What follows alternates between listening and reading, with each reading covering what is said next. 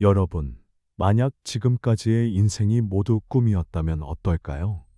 여러분이 이룬 성공, 누린 사랑, 쌓은 부와 권력이 모두 한순간의 환상이었다면 말이죠. 300년 전, 한 남자가 외로운 유배지에서 이런 질문을 던졌습니다.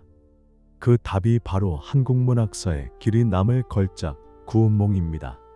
오늘 여러분과 함께 성진과 양소유 그리고 팔선녀들의 놀라운 이야기를 통해 인생의 진짜 의미를 찾아보겠습니다. 이 소설의 작가는 서포 김만중, 1637에서 1692입니다. 김만중은 단순한 문인이 아니었습니다. 그는 젊은 시절부터 문장으로 이름을 떨쳤고 한때 대제학에까지 오른 고위 관료였습니다. 대제학은 오늘날로 치면 국가교육기관의 최고 책임자로 나라의 학문과 인재를 책임지는 최고 직위 중 하나였습니다. 그의 형 김만기 1633에서 1687는 더 큰 권세를 가졌습니다. 인경왕후 김씨의 아버지, 즉 왕의 장인이었습니다. 이 인연으로 김만기는 조정의 최고 권력자 중 한 사람이 되었고 좌의정과 영의정을 지내며 전국을 주도했습니다. 형은 왕실 외척으로 조정을 쥐락펴락했지만 동생 김만중은 당쟁의 소용돌이 속에서 결국 희생양이 되었습니다. 숙종대의 정치는 환국이라 불릴 만큼 한순간에 세력이 뒤바뀌는 경랑의 시대였습니다. 서인과 남인이 번갈아 실각과 득세를 거듭하는 가운데 김만중은 정치적 입지를 잃고 결국 선천 유배 후 남해로 재배되는 신세가 되었습니다. 그는 유배지로 향하는 길에 깊은 회한에 잠겼습니다. 나는 이렇게 바닷가 섬에 갇히지만 홀로 남은 어머니를 어떻게 위로할 것인가. 그때 그는 결심합니다. 어머니께서 읽고 마음을 달랠 수 있는 글을 쓰자. 단순히 경전이나 훈계가 아니라 이야기와 재미 그리고 깨달음을 함께 담자. 그렇게 탄생한 작품이 바로 구운몽입니다. 구운몽은 단순한 연애담도 단순한 불교 소설도 아닙니다. 화려한 부귀와 권력, 아름다운 사랑을 다 누려보지만 결국은 한바탕 꿈에 불과하다는 철학적 메시지를 담은 작품입니다. 그러나 동시에 유배지의 쓸쓸한 밤에 홀로 계실 어머니께 드리는 위로의 책이기도 했습니다. 이제 무대는 중국 당나라 형산 연화봉. 젊은 승려 성진, 그의 스승 육관대사, 그리고 팔선녀들의 이야기가 시작됩니다. 한 사람의 꿈속에서 피어나는 9구름의 인연 구운몽의 서사로 들어가 보겠습니다. 젊은 승려 성진은 원래 육관대사의 총애를 받던 제자였습니다. 그는 불경을 잘 외우고 수행에도 힘썼지만 마음속에는 여전히 세속에 대한 호기심과 욕망이 남아 있었습니다. 육관대사도 이를 알고 있었으나 섣불리 꾸짖기보다 언젠가 직접 겪어야 깨달음을 얻을 것이라 생각하고 있었습니다. 그러던 어느 날 성진은 스승의 명을 받아 용궁에 다녀오게 됩니다. 용왕에게 예를 올리는 임무였는데 그곳에서 성진은 술을 마시며 기분이 흥겹게 달아오릅니다. 원래 계율을 지켜야 하는 승려가 술에 취한다는 건 큰 잘못이었지요. 돌아오는 길, 성진은 형산의 다리 위에서 팔선녀를 만나게 됩니다. 팔선녀들은 인간 세상에 내려와 논일고 있었고 성진에게 다가와 웃으며 놀리듯 말을 건넸습니다. 성진 스님, 수행만 하니 심심하지 않나요? 인간 세상의 즐거움을 한번 맛보지 않으시겠습니까? 성진은 순간 마음이 흔들립니다. 처음에는 농담처럼 대꾸했지만 점점 그들의 미모와 유혹적인 말에 끌려 들어갔습니다. 시를 주고받으며 희롱하던 그 순간 성진의 마음은 이미 계율에서 벗어나 있었습니다. 이 모습을 본 육관대사는 크게 노했습니다. 그는 성진을 불러 꾸짖습니다. 내가 술에 취하고 선녀들과 희롱하였으니 어찌 수행자의 길을 따르는 자라 할 수 있겠느냐. 내 마음속 욕망이 아직 사라지지 않았음을 내가 알았다. 이제 내가 직접 세속의 길을 겪어보아야 한다. 육관대사는 성진에게 벌을 내립니다. 팔선녀 역시 함께 죄를 받아 모두 인간 세계로 추방됩니다. 이것이 바로 구운몽의 시작입니다. 성진은 인간 세상에서 양소유라는 이름으로 다시 태어납니다. 그는 중국 강남 지역 수주현의 양처사 가문에서 태어났습니다. 그의 아버지 양처사는 이미 신선이 되겠다며 집을 떠났고 어머니 홀로 그를 키우게 됩니다. 어린 양소유는 총명하고 영특하여 또래와 비교할 수 없을 만큼 뛰어났습니다. 학문에도 두각을 나타내고 글을 짓는 재주도 남달랐습니다. 무예는 후에 남전산에서 익히게 되어 문물을 겸비하게 되었으니 사람들은 어린 나이부터 그의 비범함을 알아보았습니다. 그가 15세 되던 해 과거를 보러 떠나는 길에 운명적인 인연이 기다리고 있었습니다. 그는 화엄연에서 시를 지으며 논일던 절세의 미인 진채봉을 만납니다. 둘은 서로의 재능과 아름다움에 매료되었고 깊은 인연을 맺게 됩니다. 그러나 곧 구사량의 난이라는 반란이 일어나면서 두 사람의 인연은 이어지지 못합니다. 양소유는 목숨을 구하기 위해 남전산으로 피신하게 되고 그곳에서 홍진인이라는 도사를 만나 음률과 병법까지 배우며 한층 성장합니다. 이후 다시 과거를 치르러 가는 길에 그는 낙양의 시외에서 또 다른 미인 개서멀을 만나게 됩니다. 개서멀은 기생이었지만 시와 음악에 능했고 양소유와 교류하며 운우지정을 맺습니다. 그는 이 인연을 뒤로하고 수도로 올라가 과거에 급제합니다. 급제 후 그는 정사도의 사위가 되어 정경패와 인연을 맺고 점차 권력의 중심으로 들어서게 됩니다. 하지만 이 시점부터 그의 삶은 단순한 입신양명이 아니라 수많은 여인들과의 만남과 권력 다툼, 전쟁과 갈등으로 점점 더 복잡해지기 시작합니다. 성진이었던 그는 이제 완전히 양소유로서의 삶을 살고 있었습니다. 그가 팔선녀와 다시 인연을 맺고 권력의 정점까지 올라가게 되는 길은 이제 막 시작된 것입니다. 양소유는 과거 급제 후 정사도의 사위가 되면서 권력의 중심부로 들어서게 되었습니다. 그의 총명함과 뛰어난 문제, 그리고 남전산에서 배운 무예까지 겸비한 능력은 황제의 눈에 띄었습니다. 곧 그는 중요한 벼슬을 맡게 되고 점점 높은 지위에 오르게 되었습니다.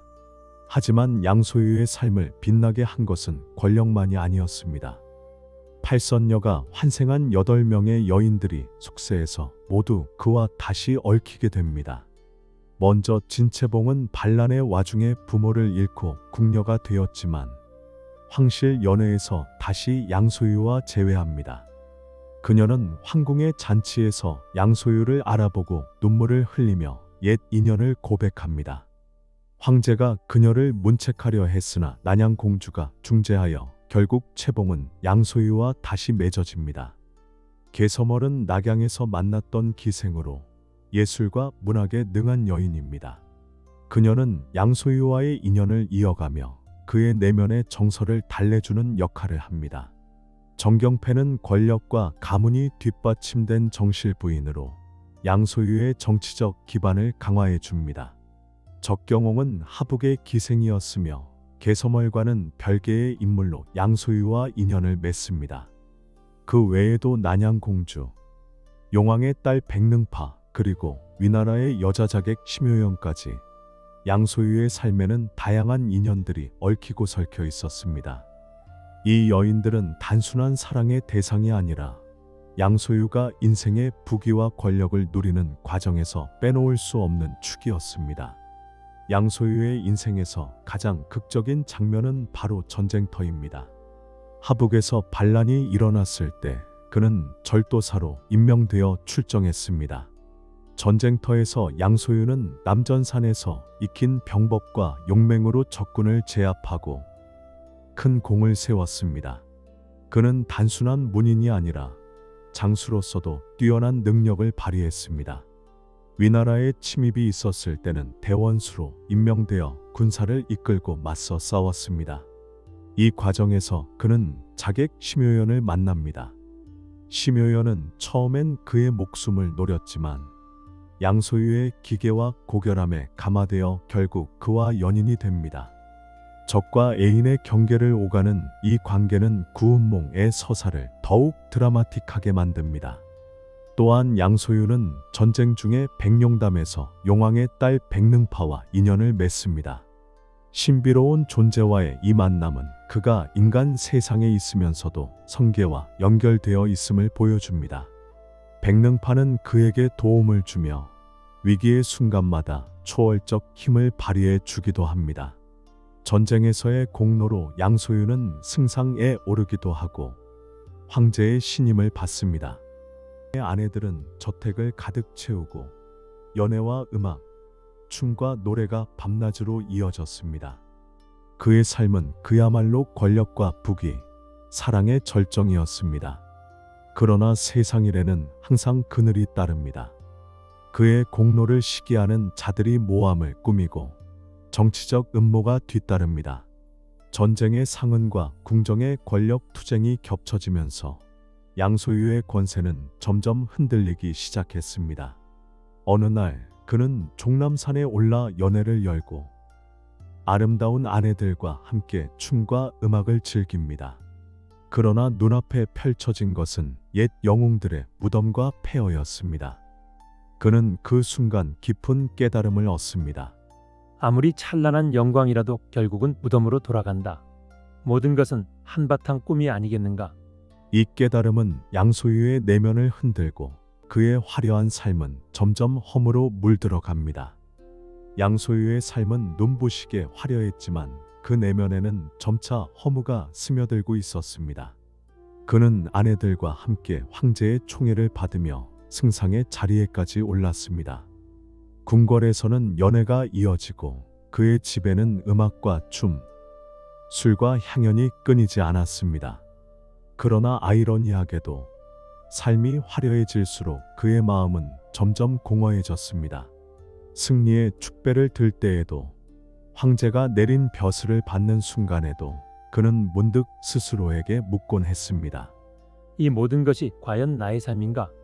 혹시 허상은 아닌가? 구운몽, 이 독특한 것은 바로 이 환몽 구조 꿈속의 꿈입니다. 양소유는 이미 성진이 꾼 꿈속에서 살아가고 있는 존재였습니다. 그런데 그의 삶 속에서도 문득 또 다른 꿈이 포개어집니다. 예를 들어 전쟁에서 돌아오는 길에 어느 산사에 들른 양소유는 꿈처럼 흐릿한 장면을 경험합니다. 옛 장수들의 혼령을 만나 대화를 나누기도 하고 무덤가에 서서 풀 한 폭이 없는 황무지를 바라보다가 갑자기 다른 공간으로 넘어가기도 합니다. 그 순간 그는 이것이 현실인지 환상인지 구분할 수 없었습니다. 또 다른 예로 연애 자리에서 술잔을 기울이던 그는 잠시 눈을 감았다가 자신이 전혀 다른 이름으로 불리고 있는 장면을 보기도 합니다. 한 번은 도사의 제자가 되어 산중에서 도수를 배우고 있었고 또 다른 번에는 먼 나라 장수로서 이국의 전장에서 싸우는 장면이었습니다. 그러나 깨어보면 여전히 그는 양소유였습니다. 이렇듯 꿈과 꿈이 겹쳐지는 구조는 독자에게 강한 메시지를 줍니다. 너의 삶은 진짜인가? 혹시 또 다른 꿈은 아닌가? 결정적인 순간은 종남산에 올랐을 때 찾아옵니다. 그날은 양소유의 생신이었습니다. 아내와 수많은 신하들이 그를 축하하며 음악과 춤, 향연을 벌였습니다. 산은 화려한 장식과 불빛으로 가득 찼고 양소유는 절정의 행복을 느껴야 할 순간이었습니다. 그러나 그 산 위에는 오래된 무덤이 흩어져 있었습니다. 과거의 영웅들이 묻혀 있던 곳, 지금은 풀 한 포기조차 없는 황량한 묘역이었습니다. 양소유는 그 풍경을 바라보며 마음속 깊은 울림을 느꼈습니다. 영광과 부귀도 결국은 무덤으로 돌아간다. 오늘의 나도 언젠가는 저와 같아질 것이다. 그렇다면 지금 내가 누리는 이 모든 것이 어찌 진짜라 할 수 있겠는가? 바로 그때 한 노승이 나타났습니다. 그는 초라한 옷차림에 손에는 염주를 들고 있었습니다. 노승은 양소유에게 다가와 물었습니다. 그대의 삶이 과연 그대의 것인가? 그대가 쥐고 있는 권력과 사랑이 영원할 것 같은가? 양소윤은 대답하지 못했습니다. 술잔이 손에서 떨어지고 연애의 음악이 멈추는 듯했습니다. 그 순간 세상이 흔들리며 무너져 내렸습니다. 양소윤은 눈을 떴습니다. 강몽, 다시 성진으로 깨어난 그는 더 이상 양소유가 아니었습니다. 그는 다시 형산 연화봉의 작은 승려 성진이었습니다. 육관대사의 앞에 무릎 꿇고 있던 그 순간으로 돌아온 것입니다. 성진은 크게 놀라며 외쳤습니다. 제가 누린 권세와 사랑, 수십 년의 삶은 모두 한바탕 꿈이었단 말입니까? 육관대사는 고요히 미소 지으며 말했습니다. 옳다. 내가 누린 모든 것은 구름 같은 꿈일 뿐이다. 이제 알겠느냐? 세속의 부귀와 영화는 덧없음을. 성진은 눈물을 흘리며 참회했습니다. 이제 다시는 욕망에 흔들리지 않겠습니다. 저의 삶을 불법에 바치고 진리의 길을 걷겠습니다. 팔선녀 또한 꿈에서 깨어나 자신들의 허망한 인연을 깨닫습니다. 그들은 모두 육관대사 앞에서 귀의하고 본래의 자리로 돌아가게 됩니다. 성진은 육관대사의 앞에서 눈물을 흘리며 머리를 조아렸습니다. 그가 양소유로서 누렸던 수십 년의 삶 과거 급제와 승상에 오르던 순간, 전쟁터에서의 영광과 피, 팔선녀와 맺었던 뜨거운 사랑, 아내들과 함께했던 화려한 연애 모두가 한순간에 흩어지는 구름과 같았음을 그는 뼈저리게 깨달았습니다. 팔선녀들 또한 함께 눈을 떴습니다. 그들은 이제 더 이상 황궁의 귀부인도 기생도 공주도 아니었습니다. 본래의 선녀의 모습으로 돌아와 자신들의 집착이 불러온 허망한 인연을 통감했습니다. 그들은 성진과 함께 육관대사의 앞에서 무릎을 꿇고 참회하며 다시는 욕망에 끌리지 않겠다고 다짐합니다. 육관대사는 부드러운 미소로 그들을 바라보며 말했습니다. 너희가 겪은 것은 단지 꿈이 아니다. 그것은 너희 마음속에 남아있던 욕망이 보여준 그림자일 뿐이다. 그러나 그 그림자를 보았으니 이제는 본질을 보아야 하리라. 부귀와 영화, 사랑과 권력은 모두 인연 따라 흘러가는 덧없는 것. 집착을 버리고 무상함을 꿰뚫는 지혜를 얻는다면 그것이 곧 해탈이다. 성진과 팔선녀는 깊이 절하며 귀의했고 마침내 정진수행의 길로 나아가게 됩니다. 이 결말은 단순히 허물을 노래하는 것이 아닙니다. 김만중은 구운몽을 통해 두 가지 목적을 동시에 이루려 했습니다. 첫째, 불교적 깨달음을 전하기 위함입니다. 모든 것은 한바탕 꿈이니 집착하지 말고 본질을 보라는 메시지는 불교의 핵심 교리인 무상과 공을 잘 보여줍니다. 성진이 직접 욕망을 겪어보고서야 깨닫게 된 과정은 인간이 시행착오 끝에 진리에 이르는 과정을 상징합니다. 둘째, 세속적 위로와 오락입니다. 구운몽은 단순히 철학적 교훈만 담은 것이 아니라 당시 독자들이 즐길 수 있는 흥미로운 요소, 아름다운 미인들의 등장, 화려한 연애담, 전쟁과 정치, 권력 암투와 같은 극적인 사건을 모두 담았습니다. 김만중은 유배지에서 홀로 남은 어머니를 위로하기 위해 이 소설을 지었다고 전해집니다. 즉, 이 소설은 어머니께 들려드리는 효심의 이야기이자 동시에 삶의 본질을 일깨우는 철학적 메시지였던 것입니다. 구운몽이 쓰인 지 300년이 넘은 지금, 우리는 이 작품에서 어떤 메시지를 얻을 수 있을까요? 우리는 여전히 권력과 부, 사랑과 성공을 쫓으며 살아갑니다. 양소유처럼 더 높은 자리에 오르려 하고 더 많은 사랑을 가지려 하며 더 큰 부귀를 원합니다. 그러나 이 모든 것이 결국은 흩어지는 꿈과 같다는 사실을 깨닫는 순간이 반드시 찾아옵니다. 김만중은 이렇게 묻고 있습니다. 너희가 붙잡고 있는 것이 정말 너희의 것인가? 지금 누리고 있는 부귀가, 사랑이, 권력이 과연 영원할 것이라 믿는가? 이 질문은 17세기 조선의 유배지에서나 21세기 현대 사회에서나 여전히 유효합니다.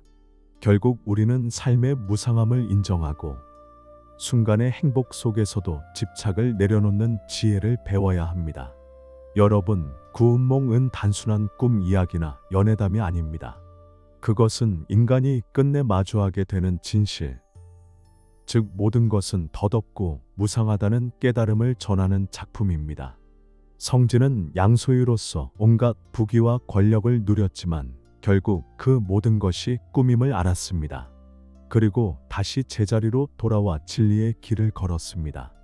혹시 지금 여러분이 붙잡고 있는 것은 무엇입니까?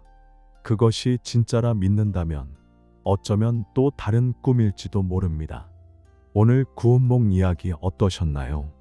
다음 영상에서 또 만나요. 시청해 주셔서 감사합니다.